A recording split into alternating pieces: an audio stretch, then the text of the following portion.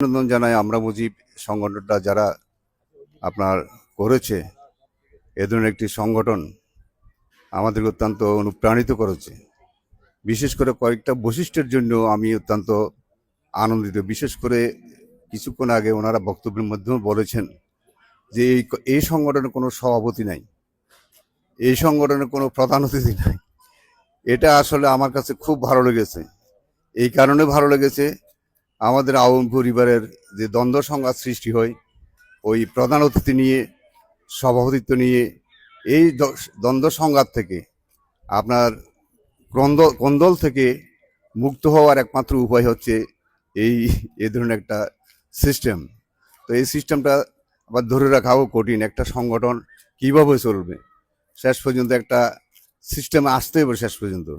কারণ এই সংগঠন একটা ইতিমধ্যে সাড়া জাগিয়েছে, বিশেষ করে একটা বিশেষ কারণে যে আমরা দেখেছি প্রবাসে, বিশেষ করে শুধু যুক্তরাষ্ট্র নয়, আরও অনেক দেশে আপনার কোথাও আওয়ামী লীগের আপনার বসার একটা স্থান নেই, কিন্তু ওনাদের একটা নিজস্ব কার্যালয় রয়েছে যেখানে প্রচুর মানুষ সন্ধ্যার পরে সেখানে সমবেত হয়।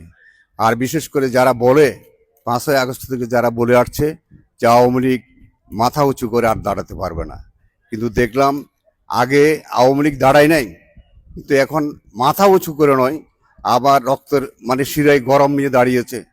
আমি আমার অভিজ্ঞতা থেকে বলতে চাই যে 75-এ 15ই আগস্ট বঙ্গবন্ধুকে হত্যার মধ্য দিয়ে যারা ভেবেছিল, বলা বলি করেছিল, প্রচার করেছিল আওয়ামী লীগ আর বাংলার মাটি ভেদ করে আপনার কোনোদিন উঠতে পারবে না, কিন্তু তাদের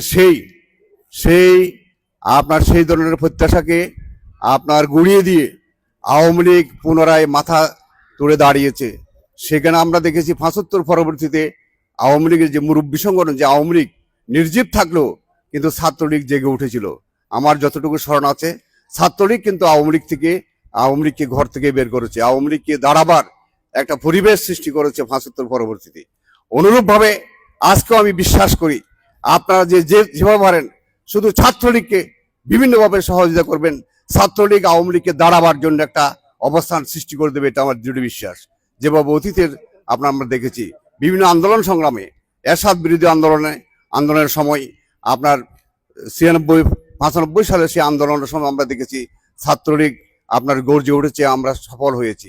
অনুরূপভাবে আজকেও আপনার গর্জে উঠছে। আজকে যে সীমাহীন নির্যাতন নিপীড়ন চলছে, যে আজকে আমার দুঃখ লাগে গোপালগঞ্জবাসী দাঁড়িয়েছে, মাথা উঁচু করে দাঁড়িয়েছে, তারা জীবনের আপনার মৃত্যু ভয়কে উপেক্ষা করে যেভাবে রুখে দাঁড়িয়েছে, যেভাবে বলেছিল সেভাবে দাঁড়িয়েছে, কিন্তু সেটার সারা বাংলাদেশ ব্যাপী আমরা দেখি নাই। প্রতিটা আসনে আপনার 300 আসনে একজন এমপি যদি 20 জন করে যদি একটা মিছিল বের করতো সারা বাংলাদেশে, তাহলে এটা একটা প্রতিক্রিয়া হতো।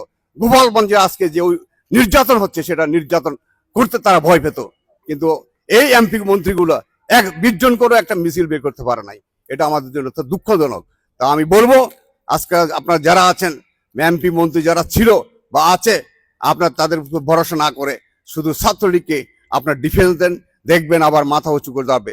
আওয়ামী লীগ যেভাবে 75 পরবর্তীতে আন্দোলন সংগ্রাম করে 96-এ আপনার বুলেটের মাধ্যমে নয়, ব্যালটের মাধ্যমে জনগণের আস্থা নিয়ে আওয়ামী লীগ ক্ষমতায় অধিষ্ঠিত হয়েছে, অনুরূপভাবে দেখবেন আগামী দিনে আওয়ামী লীগ বুলেটের মাধ্যমে নয়, সামরিক বাহিনী দিয়ে নয়, বিডিআর পুলিশ দিয়ে নয়, আওয়ামী লীগ জনগণের ভালোবাসা দিয়ে এই বাংলার মাটিতে আবার মাথা উঁচু করে দাঁড়াবে। এইটুকু বিশ্বাস থেকে আপনাদের এই আয়োজনকে অভিনন্দন জানিয়ে আমি আলোচনা থেকে বিদায় নিচ্ছি। খোদা হাফেজ। বাংলাদেশ চিরজীবী হোক। জয় বাংলা, জয় বঙ্গবন্ধু।